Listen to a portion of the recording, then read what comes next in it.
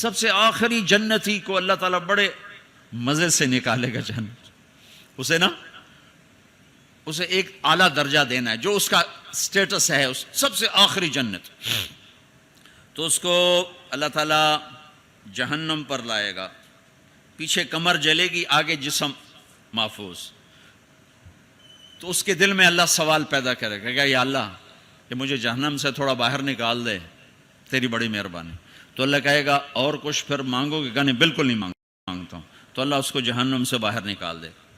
تو آگے تھوڑی سی جنت دکھا دے. اب آدمی کی حرص و ہوس تو ختم ہو نہیں سکتی. تھوڑی دیر بعد کہے گا یا اللہ وہ چھوٹی سی جنت مجھے دے دے، تیری بڑی مہربانی. تو اللہ کہے گا پھر اور تو نہیں مانگے گا؟ کہ نہیں، بالکل تیری عزت کی قسم نہیں مانگتا ہوں. تو اللہ وہاں پہنچا دے گا. تھوڑی دیر کے بعد ایک اور اس کو درجہ دکھا دے گا. جب ادھر دیکھے گا، پہلے آدمی پیدل اور کہتے اللہ سائیکل ہی دے دے. جب سائیکل آ جاتا ہے پھر کہتا ہے اللہ موٹر سائیکل دے دے. جب موٹر سائیکل آ جاتا ہے پھر کہتا ہے یا اللہ گڈی دے دے، چاہے سزوکی کیوں نہ ہوئے. جب سزوکی آ جاتی پھر یا اللہ ٹوٹا ہی دے دے. تو آدمی کا حرص آگے آگے جاتا ہے. تو تھوڑی دیر تک تو دیکھتا رہے گا، پھر چپ رہے، پھر کہے گا یا اللہ یہ مجھے درجہ دے دے، تیری بڑی مہربانی. تو اللہ فرمائیں گے پھر آگے تو نہیں مانگو گے؟ نہیں، تیری عزت کی قسم آگے نہیں مانگتا. تو اللہ وہاں پہنچا دے گا. پھر اس کا اصلی مقام اس کو ظاہر کرے گا جہاں اس نے جانا ہے. وہ آخری جنتی، میرے نبی نے فرمایا میں آنکھوں سے دیکھ رہا ہوں جہنم سے نکل رہا ہے اور جنت میں جا رہا ہے. اس کا نام ہوگا جوہینہ. میرے نبی نے بتایا اس کا قبیلہ ہوگا جوہینہ، عرب قبیلہ ہے، عرب.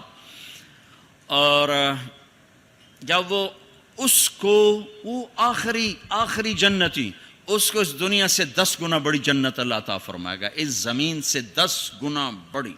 تو اللہ یوں دکھائے گا. تو اب وہ اس کو دیکھے گا تو اب جو نظر آ رہا ہے وہ حقیر ہو جائے گا.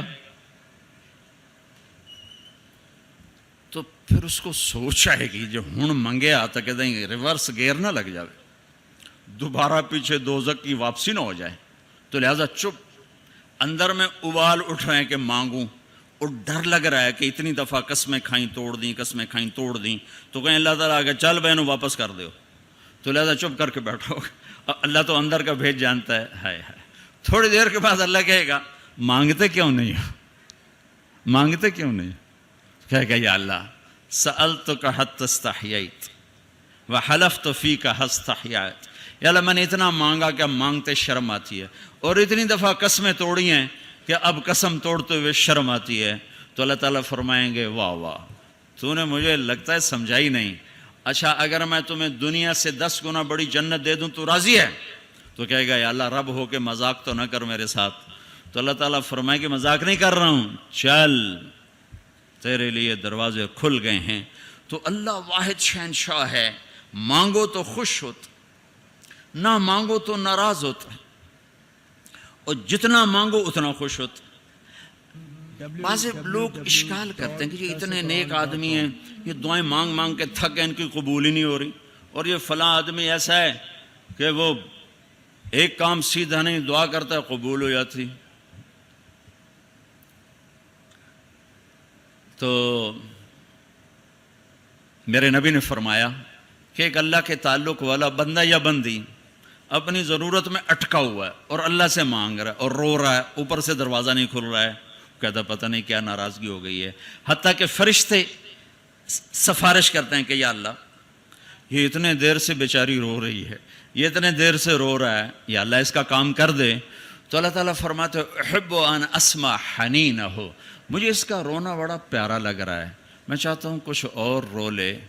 دے دیا تو پھر کہیں رونا، لہذا میں چاہتا ہوں تھوڑا یہ رو لے، اس لیے لیٹ ہو رہا ہے، اس لیے لیٹ نہیں ہو رہا کہ میں ناراض ہوں. تو اللہ تعالیٰ کے مختلف اپنے بندوں کے ساتھ معاملات ہیں. تو حج میرے بھائیو بہن، وَلِلَّهِ عَلَى النَّاسِ حِجُّ الْبَيْتِ مَنِ اسْتَطَاعَ إِلَيْهِ سَبِيلًا. آؤ بھائی آؤ، اپنے رب کی ملاقات کے لیے آؤ، سارے آؤ، ایمان لے کر آؤ. کافر کلمہ پڑھ لو اور کلمے والے تیاری کر لو.